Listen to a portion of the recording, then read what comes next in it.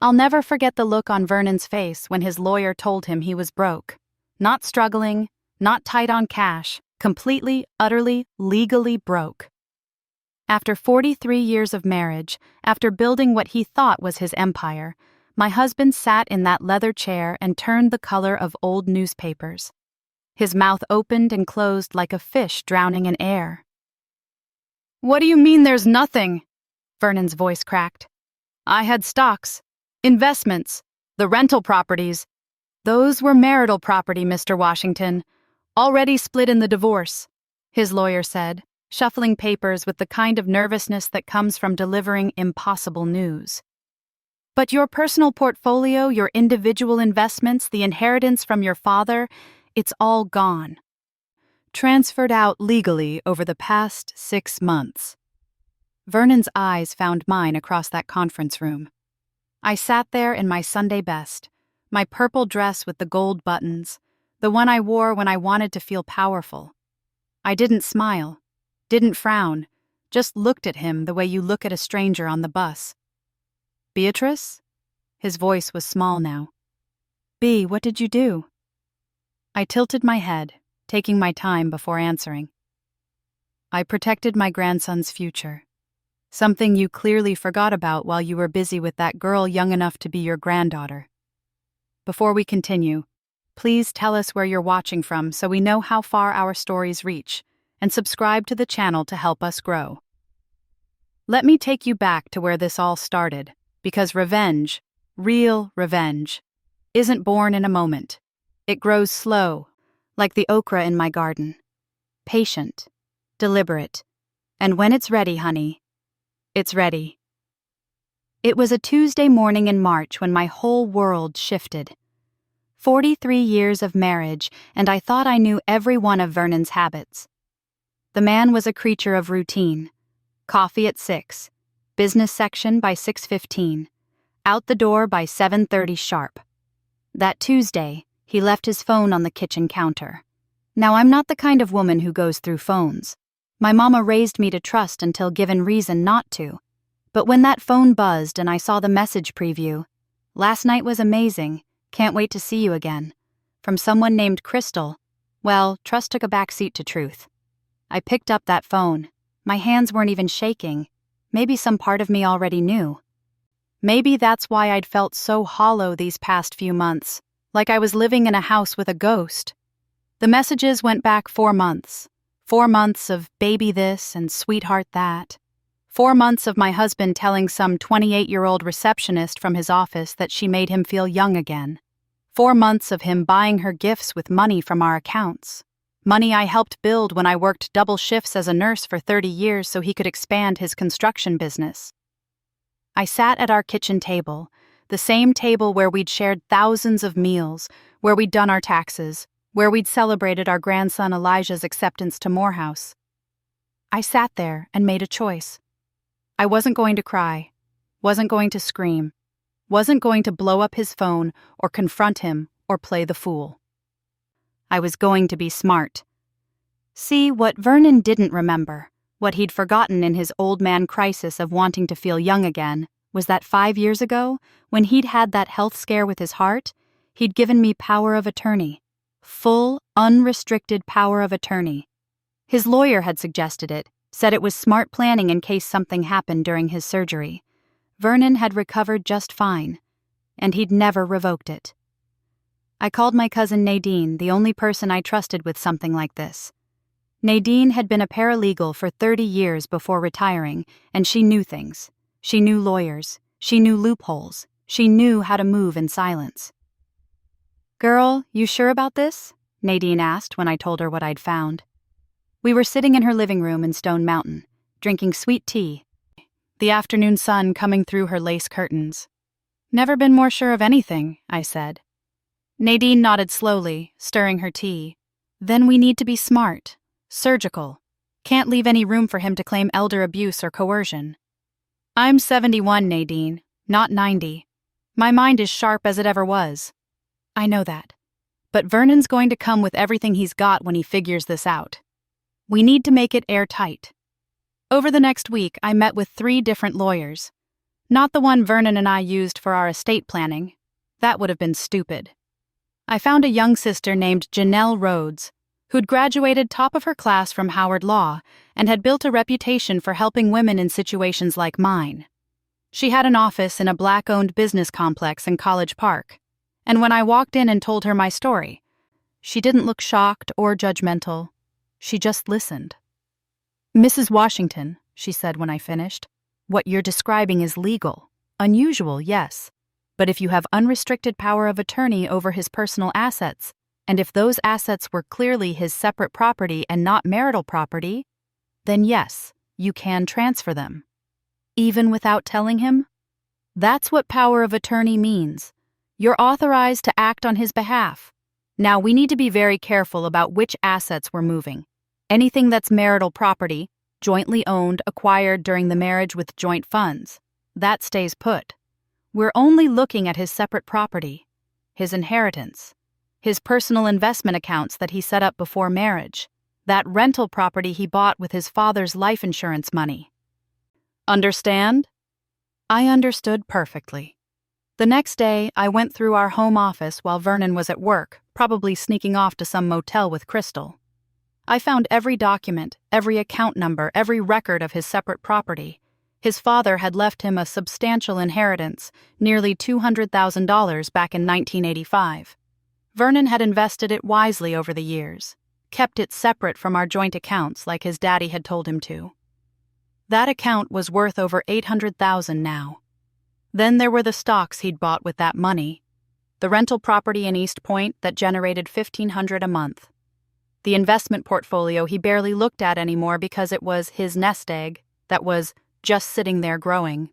All of it, legally and clearly, his separate property. Which meant all of it was mine to move. But I didn't rush. That's where people mess up. They move too fast, get sloppy. I spent 2 weeks just documenting everything, taking pictures, making copies, creating a paper trail that showed every asset was his separate property, acquired before marriage or through inheritance. Then, I set up the trust. The Elijah Carter Washington Irrevocable Trust, with me as the trustee and administrator. Elijah, my grandson, my daughter Cecilia's boy, was the beneficiary. That child was the light of my life. 21 years old, smart as a whip, working his way through Morehouse, wanting to be a civil rights attorney. He didn't know a thing about his grandfather's cheating or what I was doing. This wasn't about involving him in drama. This was about making sure that at least some good came from Vernon's betrayal. The lawyers drew up the documents. Everything legal. Everything documented. The trust was irrevocable, meaning once the money went in, it couldn't come out except to benefit Elijah, and I was the only one who could administer it until Elijah turned 35. Then came the transfers. I moved slowly. 10,000 here, 15,000 there. Sold some stocks, liquidated some bonds.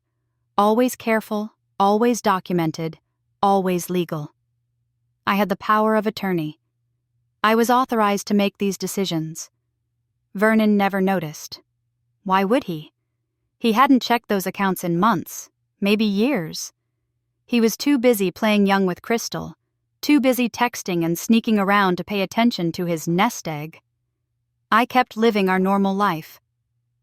Made his favorite meals. Attended church with him on Sundays at Greater Faith Missionary Baptist, where we'd been members for 38 years. Smiled at his friends, went to our grandson's basketball games, acted like everything was perfectly fine. At night, after Vernon fell asleep, sometimes smelling like unfamiliar perfume, I'd lie awake and feel nothing. No anger, no sadness, just a cold, clear determination. Nadine checked in every few days. "You okay, Bea?" "I'm fine." "You don't sound fine. You sound empty." "Maybe I am. But I'll fill back up when this is done." By August, 6 months after I'd found those messages, everything was transferred. $847,000 in cash and assets, all sitting in Elijah's trust, all protected, all gone from Vernon's reach. The rental property took the longest. Had to work with a real estate attorney to transfer the deed to the trust, but it was clean, legal, done. I kept waiting for Vernon to notice, but he never did. He was too far gone in his fantasy world. Some days he'd come home whistling, and I'd know he'd been with her. Some nights he'd claim he had a business dinner and wouldn't come home until after midnight. I started praying again, really praying. Not the routine prayers I'd said for years, but deep, talking to God prayers. Lord, I know revenge isn't yours to give, that vengeance is yours. But I'm not seeking revenge. I'm seeking justice. I'm seeking protection for my grandson. If this is wrong, show me a sign. No sign came. The transfers kept going through. In September, Pastor Williams announced his retirement at Sunday service. Vernon leaned over and whispered, "Think we should increase our donation this year? Show support?" The audacity, the absolute audacity of this man to sit in church, pretend to be godly, while carrying on with a woman 4 decades younger and now wanting to use our money I'd helped earn, for appearances. "Sure, Vernon," I said sweetly. "Whatever you think is right." 2 weeks later, Vernon came home early. I was in the kitchen making my famous peach cobbler, the smell of cinnamon and butter filling our house. He walked in looking serious, looking nervous. "B, we need to talk." I wiped my hands on my apron, took my time turning around. "About what, Vernon?" He couldn't meet my eyes. 43 years together, and this man couldn't look at his wife. I think we need to consider our future. Maybe we've grown apart." "Grown apart," I repeated, tasting the words. "I still care about you. I still respect you. But I think maybe we'd both be happier if we went our separate ways." There it was. He wanted a divorce. Wanted to be free to run around with his young girlfriend without the inconvenience of a wife. Wanted to split our marital assets and ride off into the sunset with his nest egg intact. I felt something then, not anger, not hurt, something like relief, like the last piece of a puzzle clicking into place. "Okay, Vernon." He blinked. "Okay? Okay, if that's what you want, let's do it. Let's get divorced." His shock was almost funny. He'd probably expected tears, arguments, begging. He'd probably prepared speeches about how it wasn't his fault, how people change, how he deserved happiness too. You're okay with this?" "Vernon, I'm 71 years old. I'm too tired to fight for someone who doesn't want to be here. If you want to go, go. We'll split everything fair and square. Get lawyers. Do it right." I turned back to my cobbler, sliding it into the oven. Behind me, I heard Vernon let out a breath. "Thank you, B. Thank you for understanding." Understanding. This fool thought I was being understanding. "Oh," I said, not turning around. "Before you go celebrating, you might want to check on your personal accounts, just to see where you stand financially. You know, for the divorce proceedings." I heard his footsteps pause. "My personal accounts? What about them?" "Just check them, Vernon. Make sure everything's where you think it is."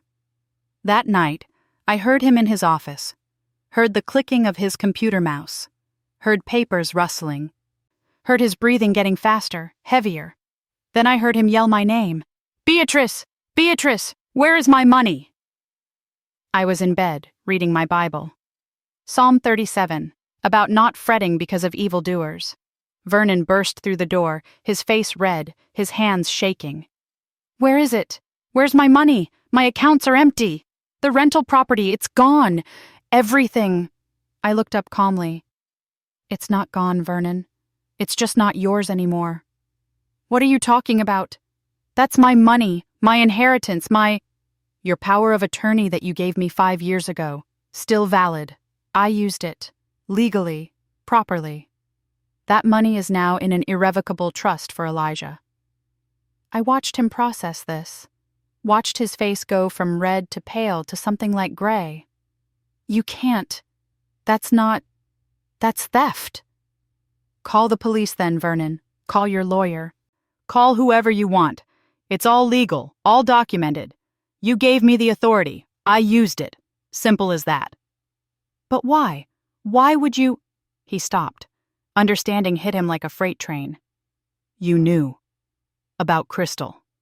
I've known for 6 months, Vernon. Since March. Since you left your phone on the counter like a careless fool. He sat down hard on the edge of the bed. We can fix this. I made a mistake. I'll end it. We can get counseling. We can get divorced, I said firmly. Like you wanted. Like you asked for 2 hours ago. We'll split the marital property right down the middle.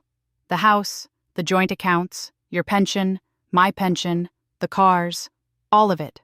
Fair and square. But my personal money isn't yours anymore.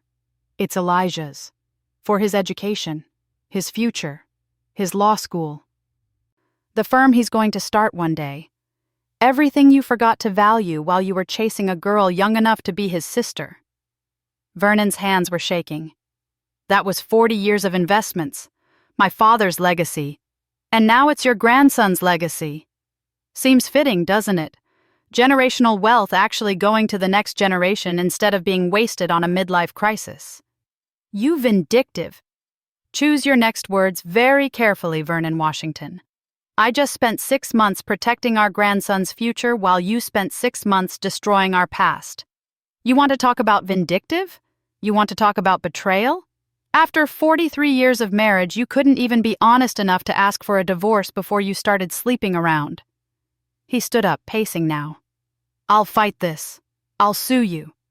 I'll prove you manipulated me, took advantage. With what money, Vernon? Your lawyer doesn't work for free. And like you said, we're getting divorced. Splitting everything 50-50. You'll get your half of the marital assets. Might want to budget carefully. The next morning, Vernon was gone before I woke up. He'd slept in the guest room, and when I came downstairs, I found a note. Staying at a hotel. My lawyer will contact yours. I made myself coffee, sat at our kitchen table, called Janelle Rhodes. Mrs. Washington, everything okay? He knows. He's getting a lawyer. It's starting. Good, Janelle said. We're ready. And that's when the war really began. Vernon hired Franklin Jacobs, the most expensive divorce attorney in Atlanta. The kind of lawyer who wore $1,000 suits and had a reputation for destroying spouses in court. I knew this because Nadine found out through her network, the invisible web of black women who know everybody and everything in this city. He's coming for blood, B, Nadine warned me over the phone. Jacobs doesn't lose. He's going to paint you as a manipulative old woman who took advantage of Vernon's trust. Let him try, I said. Truth is truth. But truth doesn't always matter in court. I learned that fast. The first salvo came 2 weeks after Vernon moved out. His lawyer filed an emergency motion claiming elder abuse, financial exploitation, and demanding the trust be dissolved immediately. The document was 23 pages of legal language that all boiled down to one thing. They were calling me a thief who'd manipulated my husband. Janelle called me into her office. She was younger than my daughter, but when she talked law, you could hear 3 generations of education and determination. Her grandmother had been one of the first black women to integrate the University of Georgia. Her mother was a judge. This girl had justice in her blood. They're going hard, Janelle said, sliding the papers across her desk. But they're making mistakes, big ones. Like what? They're claiming you manipulated Vernon, took advantage of diminished capacity, but Vernon gave you that power of attorney 5 years ago when he was 67 years old, in perfect health, with full legal counsel present. They'd have to prove he was incompetent then, which means invalidating 5 years of business decisions he made during that time, his construction company contracts, his property deals, everything. So they're stuck? They're desperate, and desperate lawyers make errors. She leaned forward. But Beatrice, I need to prepare you. This is going to get ugly. They're going to dig into your life, your marriage, everything. They're going to try to make you look bad in front of a judge. I've been married to Vernon for 43 years. I worked double shifts as a nurse while he built his business. I raised our daughter, helped raise our grandson when Cecilia went through her divorce. I've been a faithful wife, a good woman, and a pillar of my church. Let them dig. Janelle smiled. That's what I wanted to hear. The deposition was scheduled for mid-October. Vernon's lawyer wanted to question me under oath, wanted to catch me in lies, wanted to build his case that I was some kind of criminal mastermind. The morning of the deposition, I got up at 5, prayed for 2 hours, put on my navy blue suit, the one I'd worn to funerals and serious occasions. My daughter Cecilia called from Sacramento where she lived with her new husband. Mama, you don't have to do this alone. I can fly out. I can be there. Baby, I'm not alone. I got God, I got a good lawyer, and I got the truth. That's all I need. But Daddy, your daddy made his choices. Now he's living with them. Don't you worry about me. But I heard the tears in her voice. This was hard on her too. Her parents getting divorced after 4 decades. Her father's betrayal. Her son's trust fund suddenly at the center of a legal battle. Mama, why didn't you tell me about Daddy and that woman? Because some burdens are mine to carry. You got your own life, your own family. I wasn't going to pull you into this mess until I had to. The deposition was held in a conference room in a high-rise downtown, floor-to-ceiling windows looking out over Atlanta, expensive leather chairs, a court reporter with her little machine, and Franklin Jacobs, looking at me like I was something he'd scraped off his shoe. Vernon was there too, sitting at the end of the table, not looking at me. He'd lost weight, looked older somehow, like the past month had aged him 5 years. Mrs. Washington, Jacobs began, his voice smooth as oil. Let's start with your marriage. Would you describe it as happy? Janelle touched my arm gently, a reminder to stay calm, stay focused. It was happy, I said. For 43 years, I thought it was happy. Then I found out my husband was having an affair. Objection to characterization, Jacobs said smoothly. Mr. Washington's personal relationships are not relevant to this proceeding. They're extremely relevant, Janelle shot back.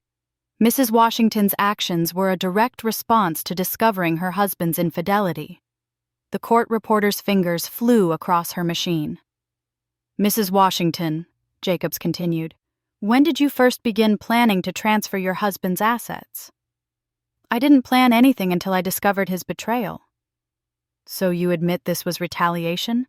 Revenge for his alleged affair? I don't admit anything except protecting my grandson's future. Vernon gave me power of attorney 5 years ago. That power didn't come with instructions to only use it when he approved. Jacob smiled like a shark. But you deliberately concealed your actions from him. I used legal authority he gave me. I wasn't required to report to him. Even though you knew he would object? If he'd wanted to object, he shouldn't have given me unrestricted power of attorney. That's what unrestricted means, counselor. I saw Janelle hide a smile. For 3 hours, Jacobs tried to trap me, tried to make me sound vindictive, crazy, manipulative. But I'd been a nurse for 30 years. I'd dealt with difficult doctors, with dying patients, with grieving families. I knew how to stay calm under pressure. Mrs.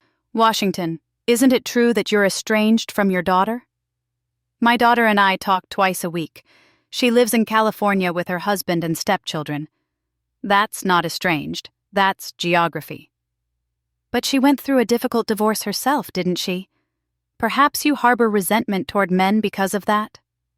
Janelle stood up. That's offensive and irrelevant, counsel.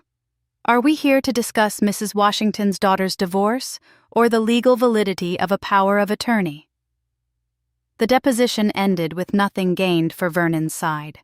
I walked out of that building with my head high with Janelle beside me saying, "You did great. You were perfect. But the war was just beginning. Vernon started calling me 10, 15 times a day, leaving voicemails that started as pleas and ended as threats. B, please. We can work this out. Just dissolve the trust. We'll split everything. I'll give you more than half. Just please. Then, B, you're making a mistake.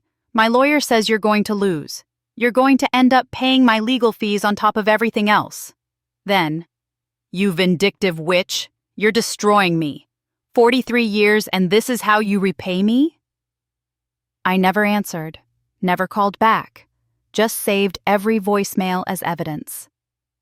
At church that Sunday, people knew something was wrong.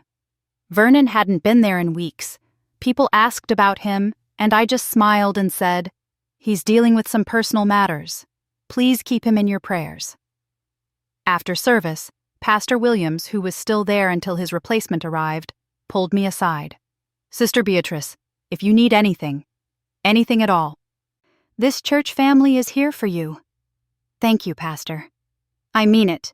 I've seen many marriages in my 40 years of ministry. I've seen good people make bad choices, and I've seen strong women stand up for themselves when they had to. Whatever you're going through, you're not alone." That's when I started crying. Right there in the church hallway, still wearing my Sunday hat, I broke down. All the strength I'd been holding on to just crumbled. Pastor Williams didn't say anything. Just let me cry. Let me release 6 months of pain and anger and betrayal. When I finally stopped, he handed me his handkerchief. "Vernon's a fool," he said quietly. "A blessed fool who didn't appreciate what he had." Word spread through the church fast. By Wednesday, I had casseroles showing up at my door. By Friday, 3 different women from the Ladies' Auxiliary had called to check on me. By Sunday, I had a whole pew of sisters sitting with me during service, like a wall of protection. That's when Crystal showed up at my house.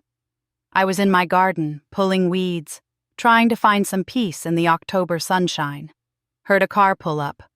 Looked up to see a young woman getting out of a red BMW, Vernon's car, the one he'd bought last year. She was pretty, I'll give her that. Caramel skin, long weave, expensive clothes, 28 years old and walking up my driveway like she owned it. "Mrs. Washington?"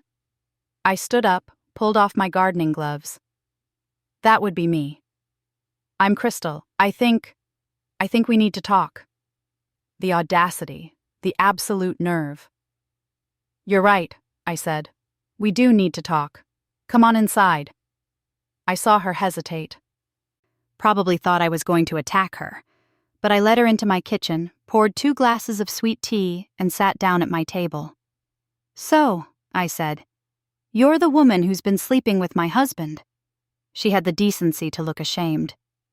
"Mrs. Washington, I didn't know. Not at first. Vernon told me he was divorced. Told me you two had been separated for years." "And you believed him?" "He seemed honest. He seemed lonely." I laughed. Couldn't help it. Lonely. Vernon Washington with a wife, a daughter, a grandson, a whole church family, and he was lonely. "I'm sorry," Crystal said, and she sounded like she meant it. "When I found out the truth, when I realized he'd lied, I tried to break it off, but he kept calling, kept showing up at my job, kept saying he was going to leave you, that we could be together." "And you believed that too?" "I'm 28 years old, Mrs. Washington. I don't know everything yet, but I know now that he's not the man he pretended to be." I studied her, saw something in her eyes, not malice, not cruelty, just youth and foolishness and regret. "Why are you here, Crystal?" "Because Vernon asked me to come. Asked me to convince you to give back his money. Told me you'd listen to me, that woman to woman I could make you understand." "Understand what?" "That he's sorry. That he made a mistake. That he wants to work things out with you, but he can't do that if he's broke." I took a long sip of my tea. "Let me tell you something, young lady. That money isn't Vernon's anymore. It's my grandson's, Elijah's, and Vernon can apologize from now until Judgment Day, But it won't change what he did. It won't erase 4 months of lies. It won't give me back my dignity. But he's desperate. He's been staying at cheap motels. He can't afford his lawyer anymore. He's talking about doing something drastic. That got my attention. Drastic how? Crystal looked scared. He won't say. But Mrs. Washington, I'm worried. He's not himself. He's drinking. He's not sleeping. He keeps saying you've destroyed him, that you've taken everything. I took what was legally mine to take. If he's destroying himself, that's his own doing. Please, Crystal said, and now she was crying. Please, I know I have no right to ask you for anything. I know what I did was wrong, but I'm asking anyway, not for me, for him. He's falling apart. I looked at this young woman crying in my kitchen over a man 3 times her age, looked at her expensive clothes bought with Vernon's money, looked at her perfectly done nails and her designer bag.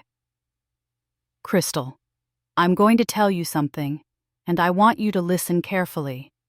Vernon Washington is a grown man who made grown man choices. He chose to cheat on his wife. He chose to lie to you. He chose to waste his inheritance chasing youth he'll never get back. Those are his choices, and those are his consequences. I didn't destroy him. He destroyed himself. But nothing. You want to help Vernon? Tell him to get a job. Tell him to live within his means. Tell him to accept that his actions have consequences. And then, Crystal, you walk away from him. Because whatever he told you about leaving me for you, that was a lie. Men like Vernon don't leave. They just keep taking until there's nothing left to take. Crystal left my house crying. I watched her drive away in Vernon's BMW and felt nothing. No satisfaction. No guilt. Nothing but a bone-deep tiredness. That night, Vernon left me a voicemail that chilled my blood. You want to destroy me, Beatrice? Fine. You win. But I swear to God, I'll make sure you regret this. I'll make sure everyone knows what kind of woman you really are. I'll drag you through so much mud, you'll wish you'd never been born. I saved that voicemail, sent it to Janelle. She called me back within an hour. Beatrice, this is a threat. We need to file a restraining order. Not yet, I said. Let him keep talking. Let him keep making mistakes. 2 days later, Vernon's lawyer filed an amended complaint. This one was 37 pages, and it was vicious. They claimed I had mentally abused Vernon for years, that I'd manipulated him into giving me power of attorney while he was under emotional distress from a heart condition, that I'd isolated him from his friends and family, that I'd controlled all the finances and kept him ignorant of his own accounts, that I was an unfit grandmother who was using Elijah as a pawn. Every line was a lie. Every accusation was backwards. Everything Vernon had done to me, they were now claiming I'd done to him. Janelle called an emergency meeting. They're throwing everything at the wall to see what sticks. But some of these accusations, if a judge believes them even partially, it could hurt us. So what do? We fight back, we show the truth, and we call witnesses. The preliminary hearing was set for November 15th, Judge Patricia Holloway presiding, a black woman in her 60s who'd built her reputation on being fair but firm. We prepared for 3 weeks. Janelle coached me. We gathered evidence, bank statements, medical records showing Vernon's perfect health, character witnesses from church, employment records showing I'd never controlled Vernon's business. And we had one more thing. We had the truth. The day before the hearing, I was standing in my kitchen making dinner, just for myself now, a small piece of fish and some greens, when someone knocked on my door. I opened it to find Vernon standing there. He looked terrible, unshaven, wrinkled clothes, eyes red like he'd been crying or drinking or both. "B," he said. "Please, can we talk?" Really talk. Against my better judgment, I let him in. We sat in the living room, the room where we'd watched our grandson take his first steps, where we'd celebrated Christmases, where we'd built a life. I messed up, Vernon said. I know that now. Crystal meant nothing. She was just... I don't know what she was. A mistake. A stupid, stupid mistake. Vernon, please let me finish. I'm 72 years old. I looked in the mirror one day and saw an old man, and I got scared. Scared that my life was over, that I'd never feel young again, that I'd never feel desired. So you destroyed our marriage because you were scared of aging? Vernon, we all get old. That's life. I know. And I'm sorry. I'm so sorry. But B, you can't take everything from me. That money, it was supposed to be for our retirement. For our old age. We have our pensions. We have the marital assets. We'll both be fine. But my father's inheritance is now your grandson's inheritance, the way it should be. Vernon's face changed then, hardened. Tomorrow in court, I'm going to tell the judge everything. About how you've always been controlling. About how you drove our daughter away. About how you're poisoning Elijah against me. You do what you need to do, Vernon. But know this. Every lie you tell tomorrow, I have evidence to disprove. Every accusation you make, I have witnesses to contradict. You're going to sit in that courtroom and reveal yourself for exactly what you are, a man who destroyed his own life and wants to blame everyone else. He stood up, his hands shaking. You're going to regret this. The only thing I regret, I said coldly, is not seeing who you really were sooner. Vernon left, and I sat in my living room, in the house we'd shared for 40 years, and prepared myself for war. The next morning, walking into that courtroom, I had my church family behind me, 15 women and 3 men from greater faith, all dressed in their Sunday best, all there to support me. I had Janelle beside me, sharp and confident. I had my daughter on video call watching from California. And I had my grandson Elijah, who'd flown in from Morehouse without telling me, sitting in the front row with tears in his eyes. Vernon sat across the aisle with Franklin Jacobs. Alone. Judge Holloway took her seat. Let's begin. And then Vernon's lawyer stood up and said words that made my blood run cold. Your Honor, we have new evidence that Mrs. Washington has been diagnosed with early-stage dementia, which raises serious questions about her competency during the period when these transfers occurred. I heard Elijah gasp behind me, heard the murmurs from my church family, felt Janelle's hand grip mine under the table. Dementia. They were claiming I had dementia. Judge Holloway's eyes narrowed. That's a serious allegation, Mr. Jacobs. I assume you have medical documentation? We do, Your Honor. Jacobs pulled out papers with the flourish of a magician.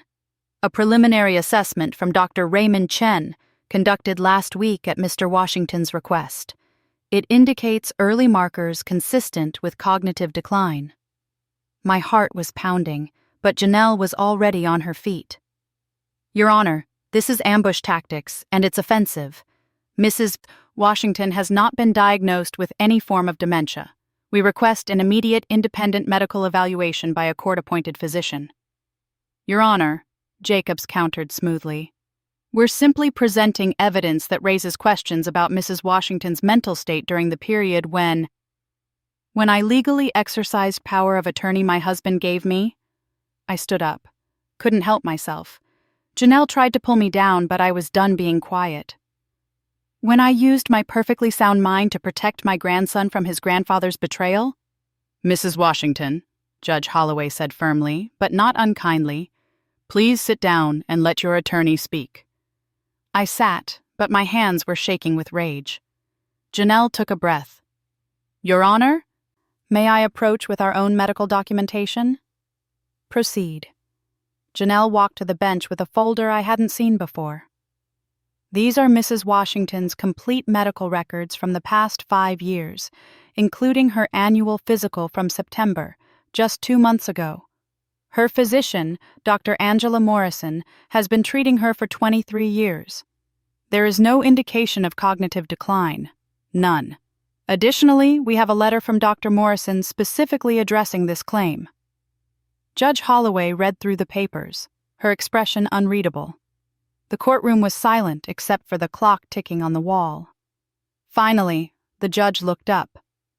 Mr. Jacobs, who is Dr. Raymond Chen and what are his qualifications to diagnose dementia? He's a geriatric specialist who... Did he conduct a full neurological evaluation on Mrs. Washington? Jacobs hesitated.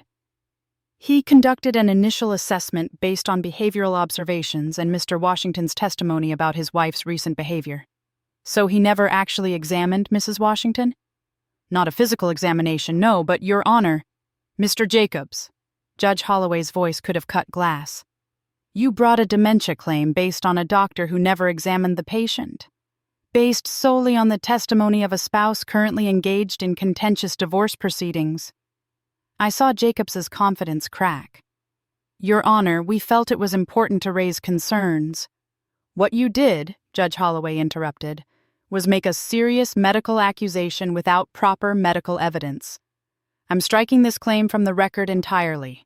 And Mr. Jacobs, if you pull something like this again in my courtroom, we're going to have a serious conversation about sanctions. Behind me, someone from my church said, Amen, loud enough for everyone to hear. Jacob sat down, red-faced. Vernon looked like he wanted to disappear into his chair. Now, Judge Holloway continued, let's discuss what actually matters here. Mrs. Washington, please take the stand. I walked to the witness stand on steady legs, put my hand on the Bible, swore to tell the truth, the whole truth, and nothing but the truth. Janelle started gently. Mrs. Washington, can you describe your marriage to Vernon Washington? We were married for 43 years. I thought we had a good marriage. I worked as a registered nurse for 30 years while Vernon built his construction business. We raised our daughter together. We were active in our church. We celebrated 40 years together with a big party at our church, with 200 people attending. 3 months later, I found out he'd been having an affair. How did you discover this? He left his phone on the kitchen counter. A message came through from a woman named Crystal. I read their conversation. 4 months of messages. 4 months of my husband telling another woman he loved her while coming home and acting like nothing was wrong. What did you do when you discovered this? I made a choice. I could scream and cry and make a scene, or I could protect what mattered, my grandson's future. Vernon had given me power of attorney years earlier. I decided to use it. Did you transfer any marital assets? No, ma'am. Only Vernon's separate property, his inheritance from his father. The investments he'd made with that inheritance, the rental property he'd purchased with his father's life insurance money. Everything I transferred was clearly documented as his separate property, not joint marital property. Did you act in secret? I acted using legal authority Vernon gave me. Whether he knew about it at the time is irrelevant. That's what power of attorney means. Why did you put the assets in a trust for your grandson? That's when my voice broke. Because Elijah is a good young man. He's working hard at Morehouse. He wants to be a civil rights attorney, wants to help people. And I watched his grandfather throw away his values, his integrity, his family, all for a woman young enough to be his granddaughter. I wanted to make sure at least something good came from this mess. I wanted to make sure Elijah would have a foundation to build his dreams on. I looked at my grandson in the front row. He was crying openly now. Mrs. Washington, Janelle said softly, do you have dementia? No. My mind is as sharp as it's ever been. Sharp enough to notice when my husband was lying. Sharp enough to research legal options. Sharp enough to protect my family. No further questions, Your Honor. Jacob stood up for cross-examination, but he looked like a man who knew he was losing. Mrs. Washington, isn't it true you were angry at your husband? Yes, I was angry. I was heartbroken. I was betrayed. But I was also clear-headed and determined. So you admit this was revenge? I admit this was justice. There's a difference. You systematically stripped your husband of his life savings, I systematically transferred his separate property into a trust for his grandson using legal authority he gave me. If Vernon had wanted to restrict that authority, he should have revoked the power of attorney. He didn't. That's on him. Jacobs tried for another hour, but I didn't budge, didn't contradict myself, didn't lose my temper. Finally, Judge Holloway called for a recess. "We'll reconvene in 1 hour. I want to review all the documentation." In the hallway outside the courtroom, Elijah hugged me so tight I could barely breathe. "Grandma, I had no idea about any of this. About Grandpa, about the money. I know, baby, this wasn't about you. This was about protecting you. But you didn't have to." "Yes, I did. Elijah, you're going to do great things. You're going to help people, fight for justice. That money is going to help you do that without drowning in debt. That's what matters." My church family surrounded us. Sister Phyllis from the choir brought me water. Brother Marcus, the deacon, said a prayer right there in the courthouse hallway. These were my people. My real family. Vernon stood alone at the other end of the hall, talking urgently to Jacobs. They were arguing. I could see Jacobs shaking his head, see Vernon getting agitated. When we reconvened, Judge Holloway looked tired. "I've reviewed all the documentation. The power of attorney agreement, the trust documents, the account records, the medical records, all of it." She paused. "Mr. Washington, I'm going to be frank with you. Your wife acted legally. She had full authority to transfer your separate property. The power of attorney you signed 5 years ago was unrestricted and remains valid. You never revoked it. You never placed limitations on it." "But, Your Honor," Vernon started. "I'm not finished. Now, did Mrs. Washington act out of anger at your infidelity? Perhaps. But that doesn't make her actions illegal. You gave her the authority. She used it. The trust she created is irrevocable and properly established. The transfers were clean, documented, and legal." I felt something release in my chest, something I'd been holding tight for months. "However," the judge continued, "I do have concerns about one thing. Mr. Washington, you claim your wife has always been controlling, that she managed all the finances, that she kept you ignorant of your accounts. Is that true?" Vernon hesitated. I saw him weighing his options, lie and risk perjury, or tell the truth and destroy his own case. "Your Honor," Janelle stood up, "we have documentation that contradicts any such claim. Mr. Washington ran a successful construction business for 40 years. He managed his own company accounts. He filed his own business taxes. He made his own investment decisions. The only reason he didn't notice these recent transfers was because he'd stopped monitoring his personal accounts, something the statements will show he'd been doing for years." Judge Holloway looked at Vernon. "Mr. Washington?" Vernon's voice was barely a whisper. I wasn't paying attention. I trusted the accounts were fine." "So your wife didn't keep you ignorant. You kept yourself ignorant." "Yes, Your Honor." Judge Holloway closed the folder in front of her. "I'm denying the motion to dissolve the trust. The Elijah Carter Washington Irrevocable Trust will stand as created. Mrs. Washington acted within her legal authority. This court finds no evidence of manipulation, coercion, or diminished capacity." The courtroom erupted. My church family was crying and praising God.